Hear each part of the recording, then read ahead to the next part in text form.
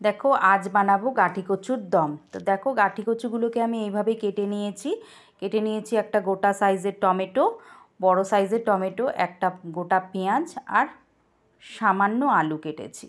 তো চলো আজকের রেসিপি আমি শুরু করি। তো এখানে আমি কড়াইটা বসিয়ে দিয়েছি। এবার দিয়ে দিচ্ছি কড়াইয়ের মধ্যে সর্ষের তেল। তেলটা গরম হতে দেব। তো দেখো তেলটা আমার প্রায় গরম হয়ে এসেছে।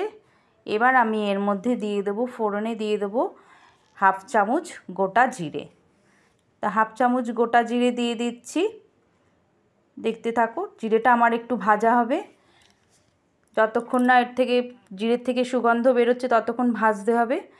এবার আমি এর মধ্যে দিয়ে দিচ্ছি কেটে রাখা আলু আর গাঁঠি কচুগুলো, দুটোই একসাথেই ভেজে নেব।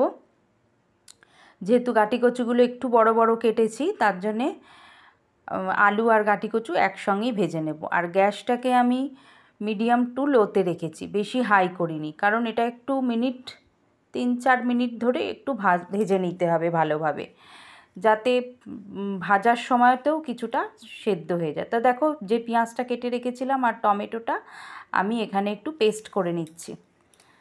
তা গাঁঠি কচু আলুটা আমার ভাজা হচ্ছে, দেখো প্রায় ভাজা হয়ে এসেছে আর 50% সেদ্ধও হয়ে গেছে। তো এর মধ্যে দিয়ে দিলাম 1 চামচ লবণ আর 1 চামচ হলুদ গুঁড়ো দিয়ে আবারও 1 মিনিট ধরে ভেজে নিচ্ছি। আমি বেশ কিছুক্ষণ ধরেই ভেজে নিচ্ছি যাতে ভালোভাবে ভাজা হয়ে যায়। এবার আমি এর মধ্যে দেখো ভালো করে লাল লাল করে ভাজা হয়ে গেছে, আলু আর গাঁঠি কচু দুটোই আমার একসাথেই ভাজা হয়ে গেছে।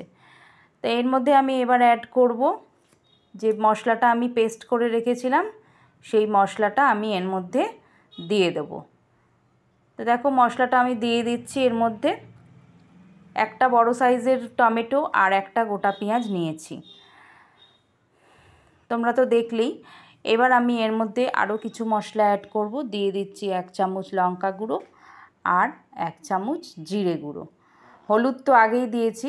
এবার আমি ভালোভাবে মশলাটাকে কষিয়ে নেব, যতক্ষণ না তেল ছাড়ছে ততক্ষণ কষাতে হবে, নাহলে মশলার কাঁচা গন্ধ বেরোবে।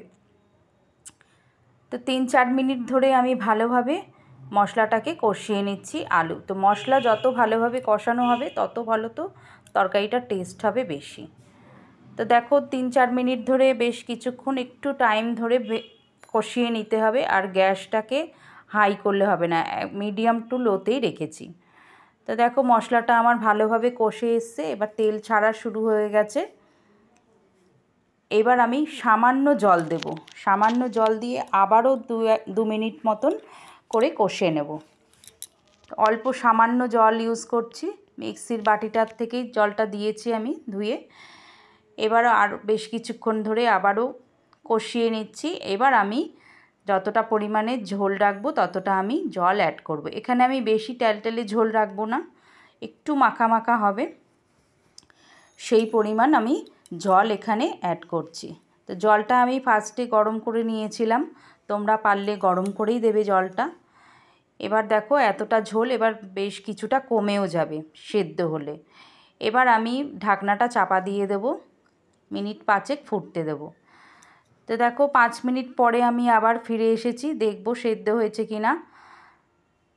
তো দেখো ঝোলটা আমার কতটা কমে গেছে আর গ্রেভিটাও কত সুন্দর হয়েছে। এবার দেখো আমি দেখে নিচ্ছি যে কচুটা তো গলেই গেছে আর আলুটাও আমার প্রায় গলে গেছে, দুটোই আমার গলে গেছে। এবার আমার গাঁঠি কচুর দমটা প্রায় অলমোস্ট রেডি হয়ে গেছে। তা তোমাদের ভালো লাগলে প্লিজ লাইক কমেন্ট শেয়ার করতে কিন্তু ভুলো না।